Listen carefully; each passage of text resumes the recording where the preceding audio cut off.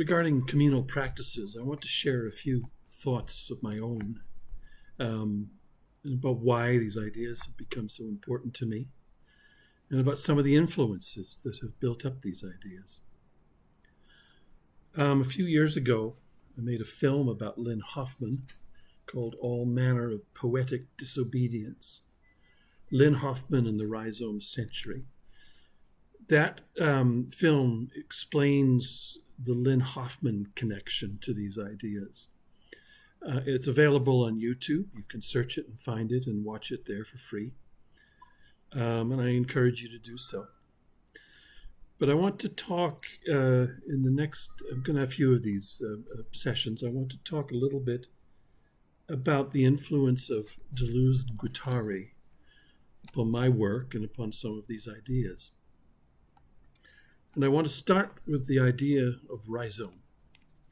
Those of you who know me know that this is an important idea that has been involved in forming my own practice, in my own ways of engaging with people and engaging with life. Before I begin talking about rhizome, I want to give you a quote about the forests here on the west coast of British Columbia, or on the west side of Turtle Island, as it's sometimes called, this continent. And here's a quote from a writer in 1950 named Bruce Hutchinson. And he talks about these forests. The Fraser's forest, that is the Fraser River forests, within the range of the coastal rainfall, is a spectacle of energy and power as appalling as the river itself. Mindless, it moves with sure purpose. Voiceless, it murmurs perpetually with the sound of shredded wind in the treetops and the hum of insects in the underbrush. Sightless, it discovers every open space, every cranny between the rocks where it can anchor its root. Helpless before man's machines, it surges again the day after he has passed. So it will always surge. Dark at noonday, dank in the rain of winter, dry and crackling in the summer's drought, panting under the smoke of autumn fire, forever whispering around you its dismal secrets. I love this quote for a couple of reasons. I love this quote because it reminds us of the power of the forest. And it reminds us of powers beyond our human abilities. I also love this quote because it takes us away from just the individual tree, the individual organism, and asks us to remember the full ecology and the powers that these ecologies have. I wanted that to set the stage as we move ahead. Back in the early 90s, I was asked to put together a program working with young offenders. And this was going to be operating through the whole Fraser Valley of British Columbia, a large area. And there were some ideas that were important to me and those of us who were involved in starting this up. And one of them was the idea of rhizome. Again, in the early 90s, I was in a bookstore at University of British Columbia. And I believe I was with Colin Sanders at the time.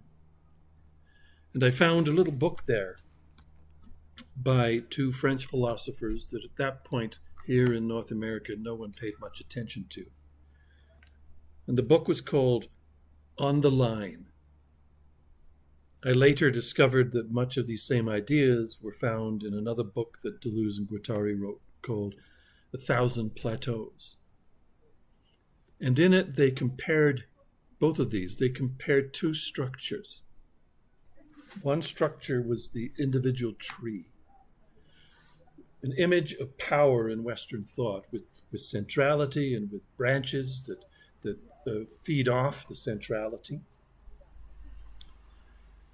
an image of power where there is nutrients that come from the bottom and power that comes from the top down, where everyone talks just to their immediate superior or the immediate inferior in this image.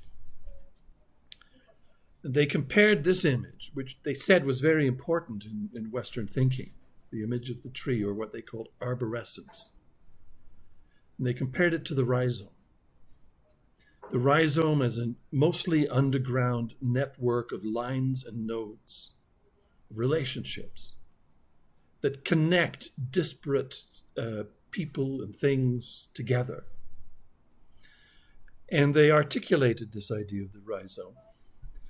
I believe they were influenced by two sources. I know that Carl Jung used the image of rhizome, and so did Gregory Bateson at one point, used the image of rhizome as well. And so they were in good company, presenting this ecological image of relations that bind people together, and comparing it to the more institutional image that we have of how structures happen within our world in hierarchical ways. Let me give you a couple of quotes by them about the idea of rhizome and tree. "We are tired of the tree," they said. "We must no longer put our faith in trees, roots, or radicals. We have suffered enough from them. The whole arborescent culture is founded on them, from biology to linguistics. On the contrary, only underground stems and aerial roots, the adventitious and the rhizome, are truly beautiful, loving, or political." This was actually not from Deleuze and Guattari. It was from Deleuze and Parnay in a book that they did together. The next one's from Deleuze and Guattari. No, it's also from Deleuze and Parnay. "You set about opposing rhizome to trees. And trees are not a metaphor at all, but an image of thought, a functioning, a whole apparatus that is planted in thought in order to make it go in a straight line and produce the famous correct ideas. There are all kinds of characteristics in the tree. There is a point of origin, seed, or center. It is a binary machine or principle of dichotomy, which is perpetually dividing and reproduce branchings. It is a point of arborescence. It is an axis of rotation, which organizes things in a circle and the circles around the center. It is a structure, a system of points and positions, which fix all of the possible within a grid, a hierarchical system or transmission of orders. It has a future and a past, roots and a peak, a whole history, an evolution, development. Now there is no doubt that trees are planted in our heads, the tree of life, the tree of knowledge, etc. The whole world demands roots. Power is arborescent." Apologize for the aircraft. This one was a helicopter, a large helicopter, and there's firefighting going on in this area right now. So in our work, the rhizome became important, and it invited us to see the relations that hold people into life. It invited us to explore and understand what it was that was keeping people alive, keeping them going, and not as characteristics or traits, but as relations, as connections that were important. We called the program the Connections Program for that reason. And we would invite those who worked with us to constantly look for the relationships that were being of assistance to these young people and their families. However, the idea of rhizome took on a new richness for me when I discovered the writings of two women and they both were foresters. The first one is Suzanne Simard, who's getting a lot of attention lately, who paints a picture of the trees of the forest as all connected together through the rhizomes underground of the fungi. And they experimented with this. They put a little bit of radioactive substance in one of the big trees. They called them mother trees. A few days later, they came back and they found that evidence of that radioactivity in the other smaller trees, the other trees that were around the larger tree. And that they discovered that they moved through the rhizomes of the fungus. So a new image was coming to life, where the rhizome was now interspecies. It was a post-human thing. It was no longer just about human relationships and how they feed us, but about the mixture of relations, the mixture of species that assist us in life. So I became more and more interested in not just the human relations that give people, that feed them, but of all the relations that feed them. I just had conversation with a young woman today, and I asked her if animals played a role in her life. And she went on extensively to talk about reptiles, about snakes and lizards, about a bearded dragon that she had as a pet, that when it came to her was almost on death's door, and she nurtured it back to life, and about how this bearded dragon and her had a special relationship. She talked about snakes and how she loved them as well. And this young woman who was going through some very hard times, when she started to talk about reptiles, she came alive. And we captured something that was important to her that I think she imagined wasn't really, before this, wasn't really something that counselors would talk about with her. But it captured something that was really important to her. And I become interested, particularly these days, in the interspecies connections that feed us and that give us life. Simard helped us understand that the relations which enable us to live life are multitude. They're not simply human relations. And we need to explore those with the people we work with. I also want to talk about this wonderful forester who lives now in Ontario.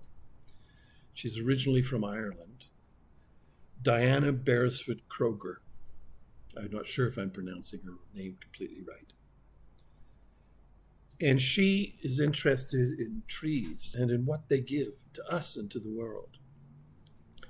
She's particularly interested in the boreal forest, which surrounds the northern hemisphere, the lands of the northern hemisphere. And she sees those as feeding the nutrients of the world. So the relations that the forest gives, according to Beresford Kroger, are relations that also don't just go through the rhizome lines, but also go through the air and the water. Relations that plants and trees give, and they're passed on through the air and through the water. And to me, this became important as well, where the gifts that people bring are not simply passed on from individual to individual, but sometimes they're in the air. Sometimes they're all around us. And sometimes it's good for us to explore these connections and explore these sources of where these gifts that come to us, where they come from. And to understand how they're diffused and spread. Let me give you a quote from Beresford Kroeger. The forest is the environment that drives and fulfills the dream of each leaf in a vast rhythmic cycle called life. Nothing is outside. We are all of it in a unity that transcends the whole. Maybe, just maybe, this resonates of God. If that is so, then we are all his children, every earthworm, every virus, every mammal, every fish and whale, every fern, every tree, every man, woman, and child, one equal to another, again and again. She takes us in this rhizome place to a divine place where the divine lives in the relationships that sustain us. What we think of as God, what we think of as divinity, lives in that web of relationships that surrounds us and informs us and involves all of it. So Deleuze and Guattari were important to me in my work and to the work we were doing. A particular emphasis on the idea of rhizome. Let me give you a final quote on rhizome. I've got to find it here. From A Thousand Plateaus. Make a rhizome, but you don't know what you can make a rhizome with. You don't know which subterranean stem is going to make a rhizome or enter becoming, people your desert. So experiment. The rhizome invites us into an uncertain world where we have to experiment and try different things and find our way into life that way, find our way into our work that way. It's not a pre-packaged plan. We have to walk with people into it and find our way through with it, down these rhizome lines. Those were a few thoughts I had today on the idea of rhizome and why that idea is important to me. Hope you enjoyed it.